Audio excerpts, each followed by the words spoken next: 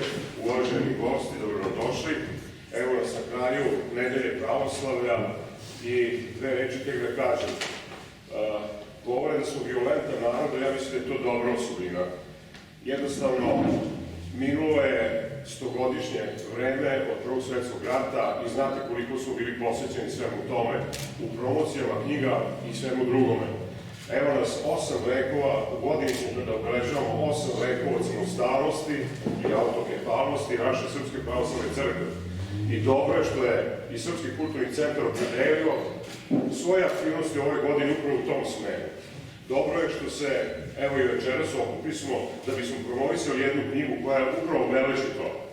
Jedno reprezentativno izdanje koje će uvesti nas i potvrditi tu zbilja veliku vrednost, izuzetni značaj u našoj svekolikoj istoriji, i duhovnoj, i kulturnoj, političkoj, kako god hoćete.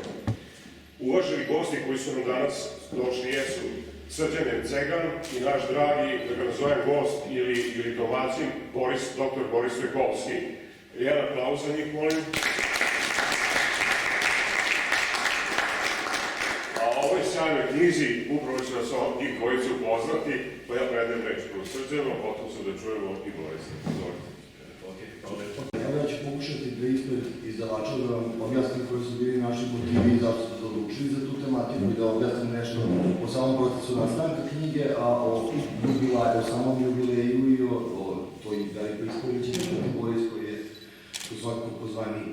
Znači, data status, to je izdavač kuća iz Beograda, postoji već 20 godina, Beograd se bavila prirodnim naukama, znači prvenstveno medicinom, većina njenih izdanja su rađena za medicinski fakultet. Sad, mi smo pre 2 godine razmišljali da pokrenemo neku ediciju kapitalnih dela, tako reprezentativno ilustrovano, koja bi se bavila i društvenom tematikom, na prvom mestu nacionalnom istorijom, zato što mi smo komercijalni izdavači, onda moramo da vodimo računa o činjenici da se ovde najbolje prodaju kuvari, istorija i stvari koje se bave religijom. Tako da, onda razmišljajući tako tražeći koja bi tematika bila, s obzirom na jubilej 8. vekova Srpske pravoslavne crkve, onda smo se opredelili da je to najbombastičniji neki moment koji bi mi mogli da doprinesemo i kroz ovaj izdavački poduhvat. Sad, naravno smo svesni bili da je o istoriji Srpske pravoslavne crkve bilo napisano mnogo dragocenih dela, znači mislim i na Ivana Varca i na Jerserija Popovića, na mnogo ozbiljnih drugih autora koji su to već vrlo savesno i temu obradili tematiku. Ali ono što je falilo, ono što smo mi prepoznali kao neki naš doprinos da bi mogao biti, to je da do sada nije postojala ni jedna ilustrovana istorija Srpske pravoslavne crkve. Sad, pogotovo ne knjiga koja bi imala vizualni, neki modern vizualni identitet koji bi bio provodljiv da komunicira sa psihologijom današnjih čitalaca. I onda nam je uzor bio neka Gracijanijeva izdanja u Italiji i tako je začela ta ideja. Kada smo se pustili ovaj projekat, naravno da je kao prvi autor je bio Boris koji je i u Beogradu i u Novom Sadu na fakultetima nam preporučivan kao najviši prijatelj, koji je preporučivan kao najveći stručnjak za srednjevekovnu srpsku crkvenu istoriju. I uzeli smo da bude neki uzeli smo angažovali smo jedan istoričar umetnosti, neku gospođu Valentinu Vuković, koja je obradila taj deo neki koji bi se bavio tom nekom karlovačkom zapolijom i nekim novim arhitekturom hramova, istorijom hramova, jer je bila ideja da se prati, to je Boris inicirao starta, da se prati uticaj Srpske pravoslavne crkve na kulturu, da smo bili svesni činjenice da sama reč kultura nastaje i sam pojam kultura nastaje od latinskog izraza koji se kasnije kao nekog kulta, u koja se talože različita znanja i tradicije i koje formiraju određene civilizacije, određene kulturni okvir u kome živi neka zajednica. Sreća naša je bila da su to ljudi koji su posvetili život crkvi, znači posvetili život crkvi, ali u toj tematici kao što je Boris koji se ozbiljno time bavi godinama, a imali smo i 2 fotografa koji su, jedan je angažovan u Republičkom zavodu za zaštitu spomenika kulture, drugi je Martin Candir, naš čuveni novosadski fotograf, koji su čitav život fotografisali i sakralne objekte širom Srbije, tako da nekako taj posao bi išao vrlo glatko i ono što je važno da kažem, naš najveći dizajner u Novom Sadu, ja mislim da je šire ubedljivo, a tijelo tako kada se prede i na fakultetima u Beogradu i u Banja Luci i u Novom Sadu, je osmislio vizualni identitet ove knjige. Ono što je onako još bitno, ja moram da kažem da uspeh je, mislim, mi svaku promociju cijenimo i to je jedna velika pažnja, nam je drago da imamo priliku da o njoj govorimo, da smo biti toliko posvećeni njoj, tom cijelom projektu, da je svaki znak pažnje nam takav čini čast, ali najbolje da govorimo, nije jeftina, ali tiraž je skoro otišao, ostalo još 150 knjiga.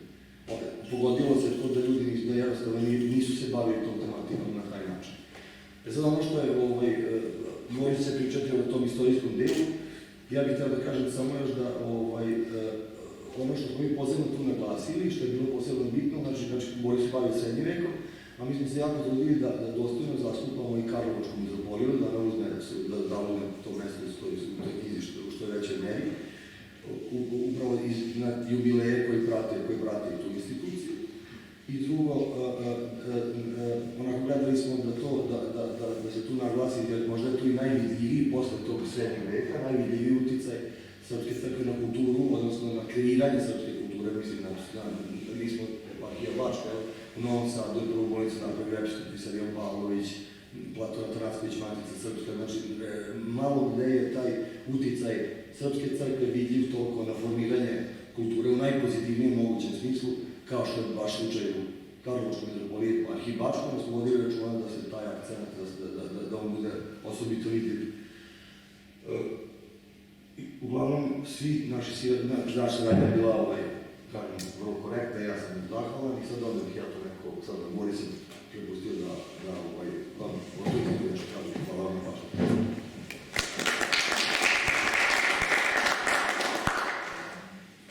Uvaženi i dragi časni oci našeg Svetovaznesenskog hrama, u kom sam i sam kršten, moji dragi sugrađani, najpre nije to nikakva kurtoazija da se zahvalim gospodinu Marodiću na pozivu da posle toliko godina sedim sa ove strane pod ovim svodovima koje poznajem sad već preko 20 godina i gde smo imali nebrojeno horskih nastupa i divnih izložbi, a hvala vam što ste nam upravo priredili ovu predivnu izložbu kada promovišemo knjigu o 8 vekova Srpske pravoslavne crkve sa svetim Nemanjićima i sa brojnim svetiteljima koji su ovde oko nas. Mislim da je na jedan divan način upravo tema koju govorimo, jubilej kome smo posvećeni, ime centra u kome se nalazimo, on nosi ime Svetoga Save, to naravno da nije slučajno i ovo je godina koja je itekako vezana za Svetoga Savu i 8 vekova autokefalnosti Srpske pravoslavne crkve i nekako na ovaj način zapravo pravimo jedan lep pun krug danas na cveti.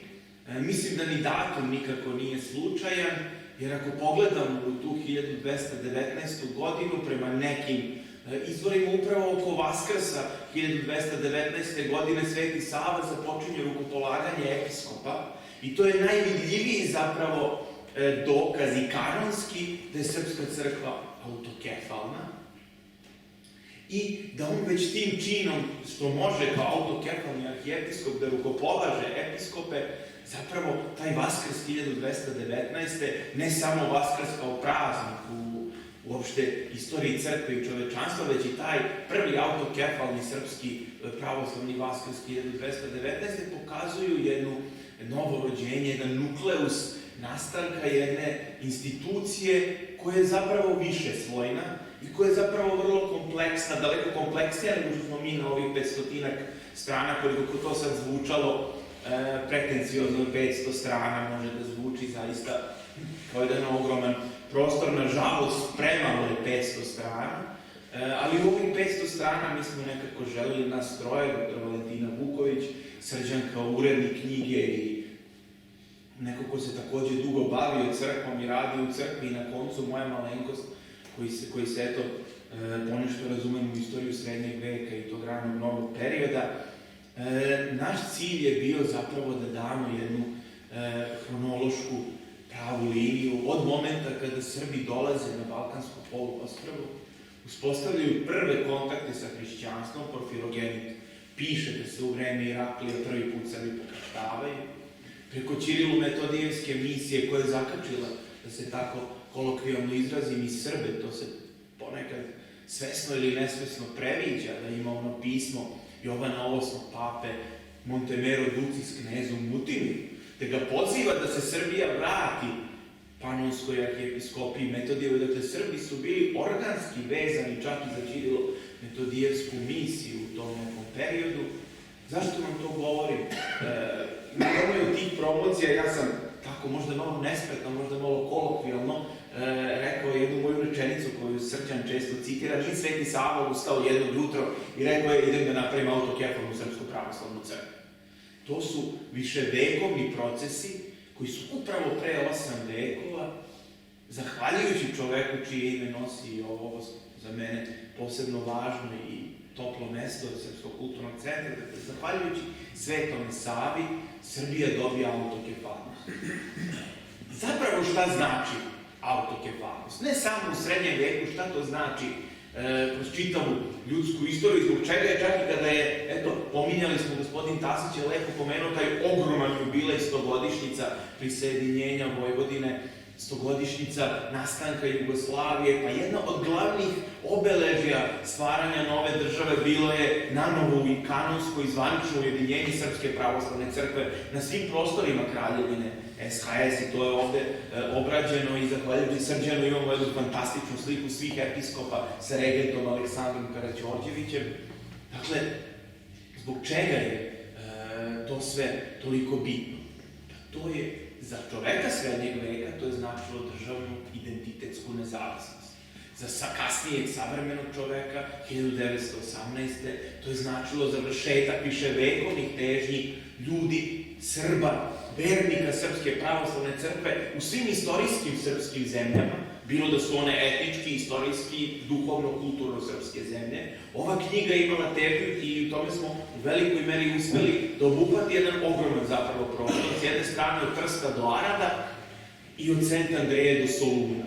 To je sve jedan srpski, etnički, istorijski, duhovni, kulturni prostor, te naravno to ne znači da su sve te zemlje ikad bile deo Srbije, naprotiv, ali su to sve prostori gde su Srbi ostavili svoje jake tragove. I zbog toga je naša želja i namera, i tu se mogu naći i divne slike ne samo Studenice, ne samo Hilandara koji su nam nukleus, već i crkava u Kotoru, već i crkava u Temišvaru, naše saborne crkve, Sent Andreje, dakle sve ono što su Srbi zapravo bili tokom tih 8 vekova i što se nastavlja. Ja volim isto da kažem da ova knjiga zapravo nema kraja. Zbog čega mi završavamo nečim što je Srđan nazvao zavetnim hramom Svetoga Save na Vračaru. Dakle, opet pravimo pun krug sa Svetim Savom i sa biografijom njegove svetosti patrijarha srpskog gospodina Irineja, koji je, hvala Bogu, još uvek živi, hvala Bogu, još uvek vodi kormilo Srpske pravoslavne crkve. Dakle, završavamo sa nečim što traje, ne samo u onom smislu kako su francuski istoričari 19. veka to nazivali istorija dugog trajanja, već i zbog toga što, prateći istoriju crkve, pratimo ne samo istoriju kulture, duhovnosti, pisma, zadužbinarstva, jezika, pratimo i eshatološku nit bez koje se takođe ne može kada se govori o istoriji crkve kao ustanove, institucije, crkve kao tela Hristovog, dakle i svih onih aspekata koji su izuzetno važni kada se govori o istoriji crkve. Sama knjiga i njen koncept je hronološki progresivan, kako kažemo mi istoričari, ali to je zapravo i neki tok koji je i logičan i prirodan. To je nekoj stratifikaciji, dakle mi pratimo hronološki, ali unutar svakog poglavlja, a svako poglavlje je jedno stoleće. Bez obzira što sad možemo debatovati, i ja kao istoričar sam sa Srđanom imao tih razgovora i sa naravno koleginicom dr. Valentinom Vuković, da li je ta podela dobra, da li mi možemo sad tek tako da presečemo.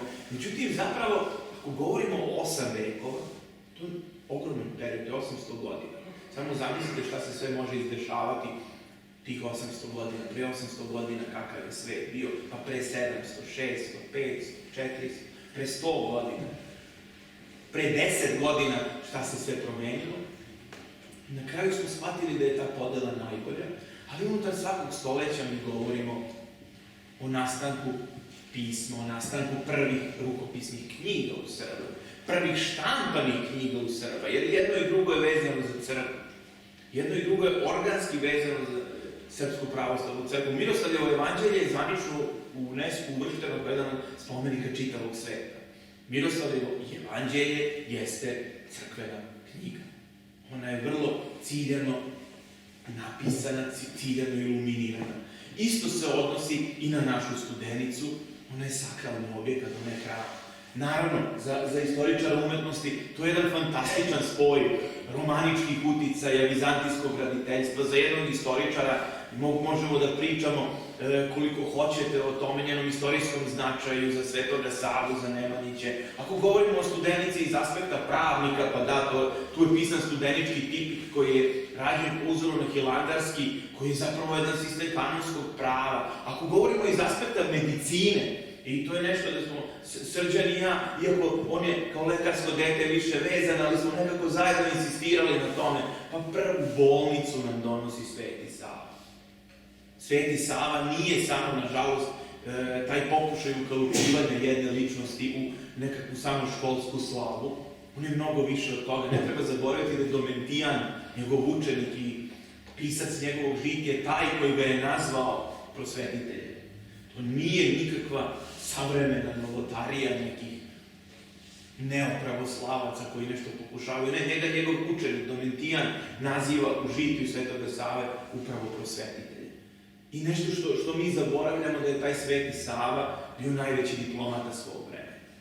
U vreme 13. veka najvažnije ličnosti crkvene bili su rimski papa i četvorica patrijarha koji postoje u to vreme. Carigradski, Jerusalimski, Antiohijski i Aleksandrijski.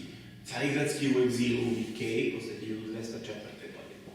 Od ovih 5 crkvenih ličnosti, Sveti Sava se direktno, lično, kao što se mi sada srećemo i razgovaramo sa četvoricom sreo, i indirektno imao kontakt sa rimskim papom, preko onog poslanika Metodija, o čijem identitetu tog episkopa vredi razgovarati, ali sada nije prilika. Pored toga, ono što se neretko zapostavlja da je taj Sveti Sava imao direktan kontakt, njega je primio sultan Al-Kamil, koji je bio Saladinom neki nećak ili unuk po ne znam kojoj liniji. Dakle, najmoćniji vladar u tom trenutku istočnog sveta, ne računajući Mongola, naravno, ali ovog islamskog sveta, koji mu daje vodiče da ga vode na Sinaj, u Svetu Katarinu Sinajsku. Sveti Sava je pohodio sva najvažnija mesta tadašnjeg sveta. Od najposećenijih mesta tadašnjeg sveta, Sveti Sava, verovatno, što jedino što je možda bilo u tom trenutku, ako govorimo o nekom globalnom nivou, jeste u Kini ili negdje u dalekoj Aziji, za koje pitanje koliko je čovjek Mediterana tada i znao, i naravno neka Latinska Amerika, odnosno tada neki Azteci, nešto o čemu i inače ne znamo ništa. Ali sva suštinska, ključna mesta, izuzev Rima, recimo, Sveti Sava je obišao, ali je bio i u Italiji, znate, kod Brindizije su ga napali i kusari njegov grob.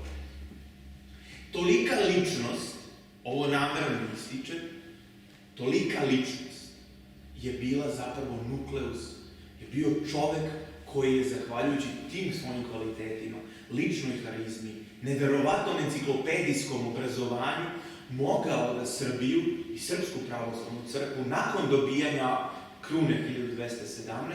uzdigne na rang autokefalne arhijepiskopije, i u tom momentu Srbija, po shvatanju ljudi srednjeg veka, nije ništa niša u hijerarhiji, niti od Bugarske, niti od Češke, niti od Poljske, niti od Francuske, iznad, niti od Engleske, recimo, niti od u tom trenutku pocepanih španskih kraljevina, naprotiv, neke još uvek nemaju svoju nadbiskupiju. Srbija je zapravo tada na jednom daleko višem nivou u hijerarhiji zapadnih zemalja, uopšte evropskih zemalja, nego što to skandinavske zemlje, recimo. Što iz aspekta čoveka 21. veka zvuči nemoguće, zvuči možda čak i pomalo fantazmagorično, ali činjenice su govorile za sebe. I sve je to vremenom raslo i razvijalo se tokom vekova, i mi smo želeli da te vekove, jedan po jedan, korak po korak, sve do današnjih dana, do hrama Svetog Save, pokažemo i prikažemo. Naravno, ova knjiga nije samo knjiga o lepom. ja kao istoričar i svi vi koji, bez obzira da li ste istoričar ili ne, ili se interesujete ili ne, sami znate da istorija, kao i naš svakodnevni život, nisu samo čitanje lepih, iluminiranih rukopisa, čitanje divnih kapitalnih knjiga, kako je ova naša odlascina i izložbe na ovako divna mesta kakav je Srpski kulturni centar, nažalost ima i puno mračnog.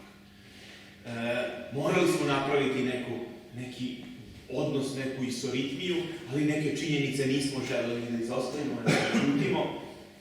Srđan je našao dve užasno potresne slike Kuveždina i Hopova, da li baš?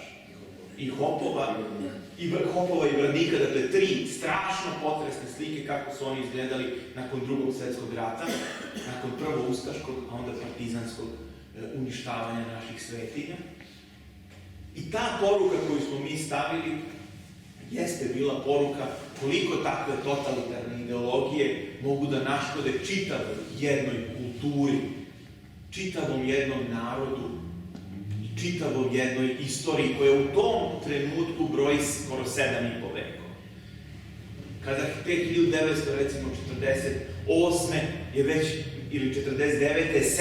730. godišnjica autokefalnosti Srpske pravoslavne crkve, kada su te naše svetinje u ruinama. Krušedol već tada postoji 4,5 veka, bio je stup Sremskih Brankovića i Srba sa ove strane Save i Dunava, sa jedne strane. Bio je, dakle, i duhovni, i politički, i kulturni centar, već je preživeo jedno paljenje od strane Turaka, od strane neprijatelja.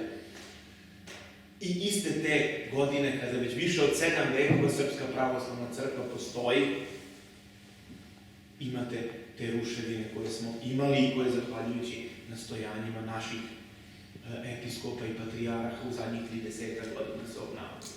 Kažem, govorili smo i o tome, ilustrovali smo i to, kao što se ovde nalazi Srđanova omiljena slika kočije mitropolita Pavla Nenadovića, koji opet na jedan izuzetno lep način, uz ono što je koleginica naša i draga prijateljica Valentina Vuković, koja nije tako, ne voli tako javne nastupe, kao što smo Srđan i ja, koji smo nekako više za te medijske promocije, ali njen lavovski deo za taj novi vek moramo istaći iznova, jer je ona žena zaista puno učinila.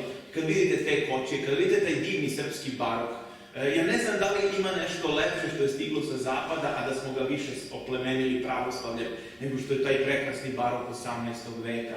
Kada istovremeno se nastaju te kočije mitropolita Pavla Nenadovića, nekoliko stotina kilometara od tog mesta je nedugo pre toga jedan Johann Sebastian Bach komponovao. Dakle, nešto zaista divno i veličanstveno što je taj svet doneo, iako smo mi morali pogledati i naličje, a to je taj strahoviti prozelitizam 17.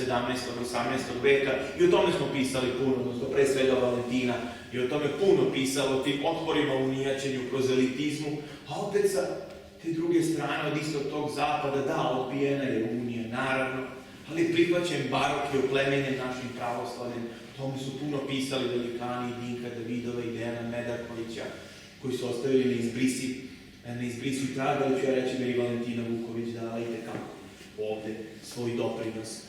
Dakle, ono što želim da vam kažem, ne samo promovisati ovu knjigu, mi smo gledali i trudili se da to prati čitav jedan širi istorijski kontekst, da stavimo istoriju Srpske pravoslavne crkve, Srpske pravoslavne kompletne kulture, Srpskog pravoslavnog identiteta u okvire vremena, u okvire turbulentnih događanja. Ona su kroz razne periode. U 14. veku imate jedno jačanje Srbije pod kraljem Milutinom, nastanak Srpskog carstva, ulazak tih grčkih crkvenih pokrajina u okvir patrijaršije, proglašenje patrijaršije, sukob sa Carigradom, Kosovska bitka i sve ono što je ona donela posle, nastanak despotovine, jedne potpuno drugačije situacije kada su Srbi od jedne sile balkanske, od Srbije na 3 mora, od jednog između Čekića i Nakovnja, Ugarske i Turske. Potom se ulazi u taj period kada Srbi sve više dolaze ka jugu Ugarske, na ono što danas nazivamo Vojvodina, i ne samo Vojvodina, nego i drugi kraj Slavonije. Srbi se sve više naseljavaju. Početkom 16. veka logično je bilo da taj narod dobije i svog poglavara duhovnog, to je bio Maksim Branković, a vremenom nastaju i Beogradsko-Sremska mitropolija i potom Karlovačka mitropolija, kao verovatno jedan od najznačajnijih odblesaka čitave srpske istorije. Znate, mnogo se govorilo večito o nekakvom odnosu crkve i države, o dihotomiji, o sukobu, odnosu, simfoniji. Svako doba je donelo nešto svoje. Srednji vek za Srbiju je vrlo karakterističan, zbog toga što je simfonija crkve i države u srednjem veku, pogotovo u nemanjičko doba, gotovo potpuno. Na prste jedne ruke se mogu izbrojati sukobi svetovnih i crkvenih poglavara u srpskom srednjem veku. Dakle, zaista je jedan simfoničan odnos, daleko bolji nego u Vizantiji, pa čak daleko bolji nego u Rusiji, pogotovo u 15. veku, kada nakon Unije dolazi do zaista žestokog sukoba crkve i države. A da ne govorimo u odnosu na zapad, pogotovo na Nemačko carstvo, na te odnose s papstvom. Dakle, srpski srednji vek je u tom kontekstu izuzetno poseban u čitavoj hrišćanskoj istoriji. Zapravo, kada to zrelo posmatramo. I to je jedan vrlo simfoničan i lep odnos, naravno, u duhu toga vremena. Potom dolazi jedan vrlo čudan period u kome ja ne znam, evo kao istoričar, a vi mi pomozite ako sam prevideo, da li se ikada desilo da jedan narod u jednom trenutku nema svoju državu i da je pod vlašću 3 potpuno različita državno-pravna sistema. Osmansko carstvo, u vreme pogotovo svog najvećeg uspona, dakle u vreme Sulejmana Veličanstvenog i njegovog sina Selima Dujanice. Osmansko carstvo je jedna šerijatski, strogo uređena država sa sultanom koji je formalno vlasnik cele zemlje, spahijski sistem, prodaja crkava i manastira i sve ono što je Srpska pravoslavna crkva koja ima u isto vreme i uspone i padove pod Osmanlijama, to je jako interesantno. S jedne strane se prvi put projavljaju skoro svi fruškogorski manastiri, konačno sigurno znamo da je Kovi manastir, Kovi Svetoarhangelski tada nastao, a opet sa druge strane postoje strašni pritisci da se crkva oporezuje, crkve se pretvaraju u džamije i tako dalje. Drugi aspekt jeste upravo Habsburška monarhija, jedna stroga katolička država. Imajmo na umu krajem srednjeg veka, ta Habsburška monarhija gleda i u Ameriku, i u Belgiju, gleda i na Mediteran, a gleda i upravo na ove prostore. Ferdinand Habsburški je brat Karla V koji vlada, makar formalno u vreme kada se osvajaju Peru i Meksiko, to je jedna porodica koja dugo opstaje kroz razne aspekte. Dakle, imate jednu takvu državu i tu nastaje Karlovačka mitropolija koja u prvi mah, dakle, do onog modernog doba kada se razvijaju građanstvo, političke stranke, ideologije, ali u to gotovo vek i po upravo je samo crkva i samo Karlovačka mitropolija i zbog toga je i Srđan toliko istakao u svom uvodnom govoru. Zbog toga je i Valentina toliko puno joj posvetila prostora u našoj knjizi, ne zato što smo nas troje sad rođeni, a u Subotici njih dvoje u Novom Sadu, pa sad imamo neke specijalni sentiment, i zbog toga što je gotovo vek i po, a ja ću reći i duže, dakle, i pre patrijarha Arsenija III. Čarbrajevića je jedino crkva imala taj i mogla da ima neposredni odnos nakon smrti Pavla Bakića, dakle, nakon nestanka srpskih despota, jedino je crkva imala direktan odnos sa vlasti. Jedino se ona starala o stanovništvu, analogno tome otprilike jedino su Jevreji uvek imali taj položaj da su rabini, istovremeno recimo bili i sudiji i donekle svetovni gospodari jednog dela zajednica, ovde je još specifični slučaj.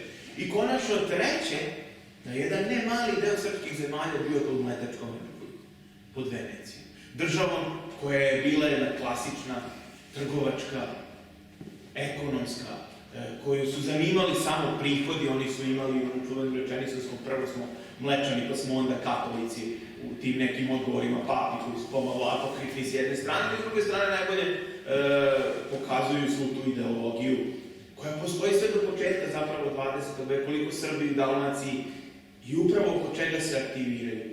Oko Svetove Save, oko Kosovskog mita, to radi i Srbi Habsburške monarhije. Čak i u vreme kada stasaju političke stranke, naravno da smo i tome govorili ovde i o tom sukobu, svakako da je prirodno kada nastaju nove političke stranke, dolazi do sukoba, više klerikalnih i manje klerikalnih nove ideologije nastaju u 19. veku. One vode na neke druge staze, ali uprkos tome, uvek je, sabori su i tada crkveno narod. Bez obzira na te sukobe, bez obzira čak nekad i na suprotstavljene interese, crkva i građanstvo, da ne kažem država, Srbi nemaju državu, ali se upravo oko crkve, oko te ideje koja je preneta južno od Save i Dunava se stvara taj savez crkve i građanstva i naroda u težnjama koje nisu tek tako. Kada smo govorili o tom prisajedinjenju pre prošle godine, ja imam jedan divan primer koji možda najbolje govori, mislim da smo ga i tu pomenuli, bez obzira što sam ja i 20. vekom, ali znam da sam insistirao, kad sam pre nekoliko godina bio u Šiklošu, naša crkva i džamija su sad neki mini gradski muzeji, možete za neke jako sitne pare da ih obiđete jednu drugu, i kada uđete u našu crkvu, koja je jako lepa, sa strane se nalazi, nažalost, to stoji položeno, bačeno, ne znam da li će tamošnji baranjski Srbi ikada pokrenu neku inicijativu, nalazi se jedan spomenik na kome piše o slobodilačkoj srpskoj vojsci koja je 1918. kao što jako dobro znate oslobodila i Baranju, i to čitavu Baranju stigla do Pečuje. Prvo što je urađeno kada je srpska vojska ušla u Šikloš je odslužena liturgija Svetom Stefanu Štiljanoviću. I tamo se nalazi jedna, naravno, savremena ikona njega i njegove supruge, koja je također, ako se ne vara, kanonizovana kao sveta despotica Jelena Štiljanović.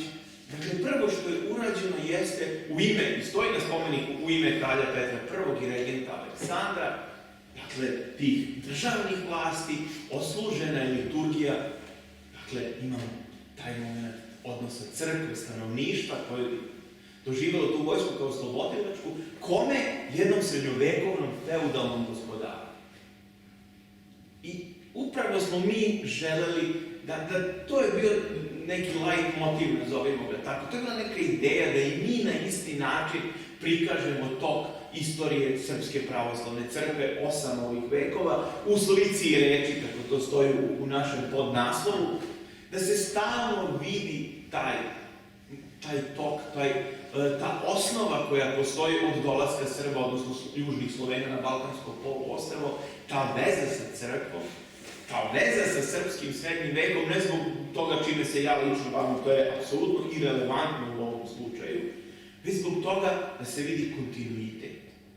Srpski narod, Srpska pravoslavna crkva i čitava Srpska pravoslavna kultura ima vrlo ozbiljan kontinuitet.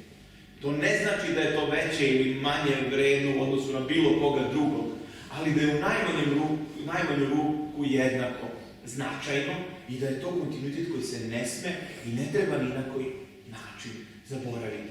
Ne, kontinuitet je i kada je Beli anđeo poslat u svemir kao svetski simbol mira, kao jedna od one satelitske veze kada je uspostavljena. I to je kontinuitet, jer taj Beli anđeo, Sveti Arhangel Gavrilo na Hristovom grobu, dakle, jedan univerzalni simbol zapravo mira i odnosa među ljudima. Isto je to bilo i tokom Karlovačke mitropolije, pomenuli smo tu i mošti Svetog kneza Lazara u Vrdniku i cara Uroša u Jasku. Dakle, sve taj stalni kontinuitet koji postoji uz činjenicu da u različitim istorijskim okolnostima, nekad, rekoh i manje lepim, sukobima, da li oko unijačenja, da li 1848. Sve su to vrlo burna i prelomna vremena, treba imati na umu u čitavom svetu.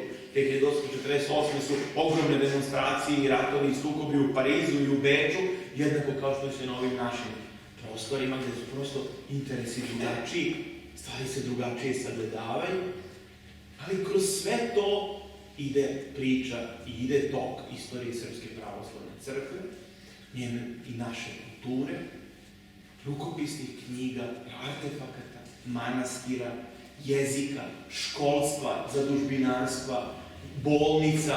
40. član Hilandarskog tipika propisuje bolnicu i govori da se stara i o telesnom kao i duševnom zdravlju. To se posle prebacuje na studenički tipik i to onda na kraju dolazi do bolnice koja je u Novom Sadu i koju je takođe osnovana od strane episkopa. Tada već u to vreme možemo govoriti o predmodernoj bolnici. Tome govori i niz drugih zdravstvenih ustanova, primjera radi, karitativnih i svakih drugih koje je crkva imala u svoju osmovekovnu istoriju. To govori o tome, o školama. Naravno da je ovdje i Karlovačka bogoslovija pomenuta, to je sasvim logično. Jedna izuzetno važna obrazovna ustanova, u najširem smislu.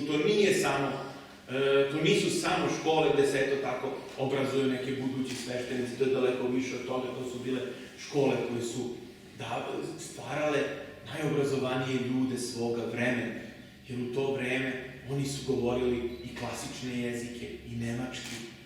To su bili ljudi koji su izlazili sa izuzetnim obrazovanjem, koji su odlazili na školovanja i u Kijev, i u Sankt Petersburg, i u Beč. I to je jedan širok dijapazon Srpske pravoslavne crkve i njenih i znamenitih ličnosti i svega onoga što čini njeno delanje kroz čitavih tih 8 vekova i ubeđeni smo da će da se nastavi, jer sve to na određen način postoji i danas. Postoje divne simbioze crkve i države o kojima uvek treba govoriti. Ja se setim uvek decembra i tog veličanstvenog skupa, upravo istim ovim povodom kojim je izašla naša knjiga. Pravoslavni bogoslovski fakultet organizovao je izuzetan naučni skup u decembru mesecu prošle godine. Evo polako, koliko znam, nam se izbornik privodi kraju. Taj skup je otvorio predsjednik Srpske akademije nauka, rektorka Beogradskog univerziteta. Dakle, tu su bili ljudi koji predstavljaju i ono što se popularno voli nazvati sekularno, a zapravo mi ovom knjigom, koliko god imali skučen prostor, pokušavamo da dokažemo da taj sekularizam zapravo u svojoj suštini ne postoji, već da je to jedna duboka i istinska veza koja spaja ljude, bez obzira, čak i ako, da upotrebim krajnje savremen liberalan izraz, bez obzira da li je neko lično vernik ili nije, tragovi su svuda oko nas. Ćirilica kojom pišemo, nju je stvorio jedan u svojoj osnovi monah. Kliment je bio monah i učenik Ćirila i Metodija. I ona se širila pre svega u crkvenim krugovima. Ako govorimo o Srbiji, većina srpskih srednjovekovnih pisaca, pa sve zapravo do negde grofa Đorđa Brankovića, su bili crkveni pisci. Jovan Rajić, veliki istoričar. Prvi zapravo, možemo reći, u crkvi, zaboravlja se da je bio i arhimandrit manastira Kovin. I ne možemo ga odvojiti od toga, ne možemo ni do Siteje, jer njegovo prosvetiteljstvo nije prosvetiteljstvo Voltera u istom obliku kakvom ga je on doneo ovde, sa sve krompirom, već se radi o jednom sasvim drugačijem genetskom kodu koji već on ima u sebi, bez obzira na njegova lična kolebanja i drugo. Značajne žene, Srpska pravoslavna crkva, kroz svoju istoriju, a ovde smo to, imamo jednu autorku, ali malte ne sam ja više insistirao na tom ženskom delu od same Valentine koja je žena, jeste, znamenite žene su imale veliko mesto u 8 vekova Srpske pravoslavne crkve i čitave srpske kulture. Ja stalno govorim, kad imam pogotovo tako neka javna predavanja, a sad sam i u Pizi to napomenuo i studentima u Italiji, Jefimija stvara pola veka pre Kristine de Pizan. Kristina de Pizan je u Francuskoj obavezna lektira, u Italiji je obavezna lektira, naravno u italijanskom prevodu. Pola veka skoro pre nje, ajde 40 godina sad kada ne sitničarimo, Jefimija sastavlja pohvalu knezu Laziru. Ja vama ne mogu da objasnim oduševljenje, pogotovo pojedinih studentkinja istorije u Pizi, devojaka ženskog dela, kada sam im pokazao sliku kako izgleda pohvala knezu Laziru. Imam sreće pa sam je uslikao baš u decembru u Muzeju Srpske pravoslavne crkve u lepoj rezoluciji, bili su zatečeni. Iako o tome nisu znali do tog trenutka, eto ko od njih da bi mogao da pogodi Srbiju na mapi, a kamoli Jefimiju.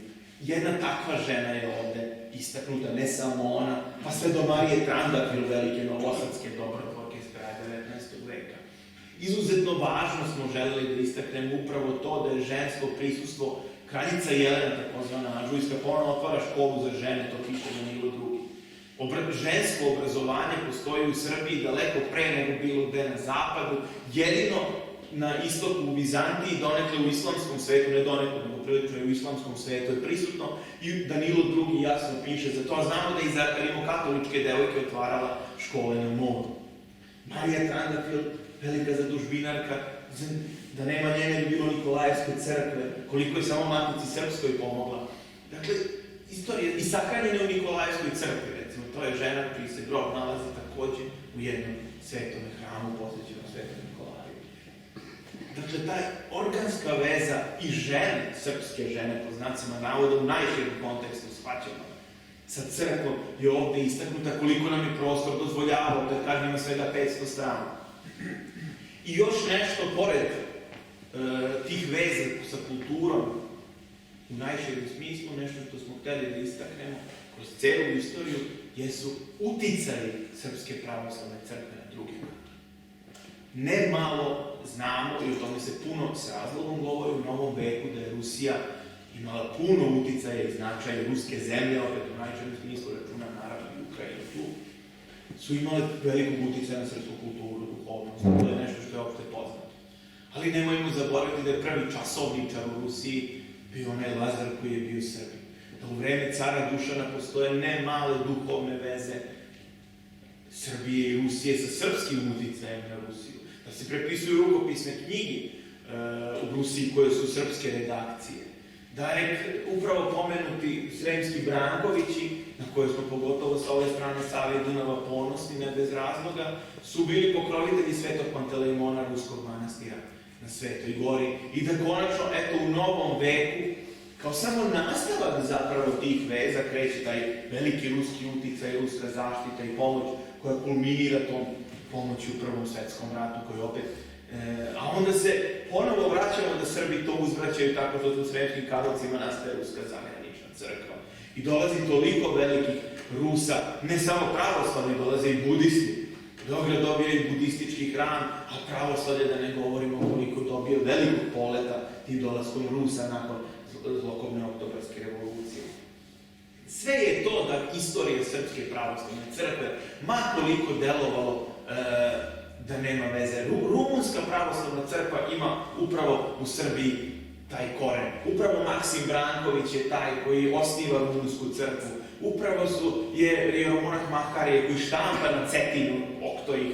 Isti taj jeromonah Makarije odlazi u Vlašku, potom na Hilandar i u Vlaškoj štampa prve vlaške, potom rumunske vremenom rukopisne, odnosno štampane knjige, bogoslužbene knjige. Dakle, to je jedan veliki širok dijapazon delovanja Srpske pravoslavne crkve, njenih 8 vekova. To nije samo religijsko pitanje. To je civilizacijsko pitanje, to je kulturološko pitanje. U njegovoj osnovi jeste ono što je misija crkve kao takve. I to nije sporno. I eschaton je taj koji jeste. I te težnje o kome nam i crkva i vera Hristova govore već 2000 godina. Ali ako govorimo o 8 vekova Srpske pravoslavne crkve, ono što smo mi u vrlo kratkim crticama ovde saželi, jer ne može se to sve, jeste upravo da je Srpska pravoslavna crkva ne samo institucija koja je nadživela brojne države, vlasti, državno-pravno uređenje, to je sve jasno, to je crkva kao institucija, tako da ne govorimo šta je rimska, recimo, crkva ili protestantska, koliko su oni različitih vlasti i državno-pravnih ideoloških sistema prošli, iste situacije i sa Srpskom pravoslavnom crkvom. Od toga da je bila jedini predstavnik naroda koji postoji u 3 potpuno različite države, do toga da je bila i proganjana, što smo mi na jedan način takođe ovde istakli nakon 45. pa do toga da se ponovo u zadnjih 40-30 sad već godina grade ponovo hramovi i ljudi se okupljaju oko crkve. Pravoslavni bogoslovski fakultet je deo Beogradskog univerziteta, jednako kao što je to hemijski, tehnološki ili bilo koji drugi, koji na očigled nema nikakve veze. Međutim, to su jednaki delovi fakulteta i glas u izboru rektora, dekana, pravoslavnog bogoslovskog fakulteta koji je sada episkop, je jednak glas u dekana bilo kog drugog fakulteta kada biraju rektora. To je takođe nešto što je donelo doba u kome živimo i zbog toga govorim stalno da ova naša knjiga nema kraja. Ali na kraju ima jedan izabrani spisak literature. Znate, to je bilo još teže nego pisanje same knjige, jer ako bismo stavili svu literaturu, onda biste imali još jednu ovoliku knjigu uz to i to tek onda nikog ne bi interesovalo. Zato smo i to krajnje skupili, dakle, da neko koga interesuju određeni aspekti srednji vek, 20. vek, šta god, naći će osnovne bibliografske reference i od njih krenuti dalje i dalje i dalje u neke istraživanja, pa ko zna, eto, ako Bog da, možda ćemo za 8 vekova imati neke nove autore koji će tada, nadajmo se na istom ovom mestu, promovisati i tada nekih 16 vekova Srpske pravoslavne crkve, da ćemo mi od nekud moći to da vidimo i da se tome radujemo. Hvala vam na pažnju.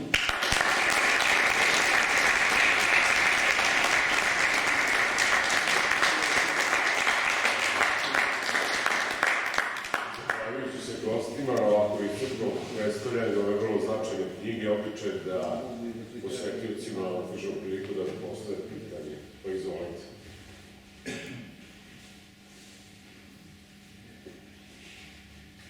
Sve je kristalno jasno. Da, ja ću postaviti jedno pitanje, pošto jesmo i 21. vek jeste vek vizualnog shvatanja svega, a postoji ona stari izgovor da jedna slika vredi više od 1000 reči.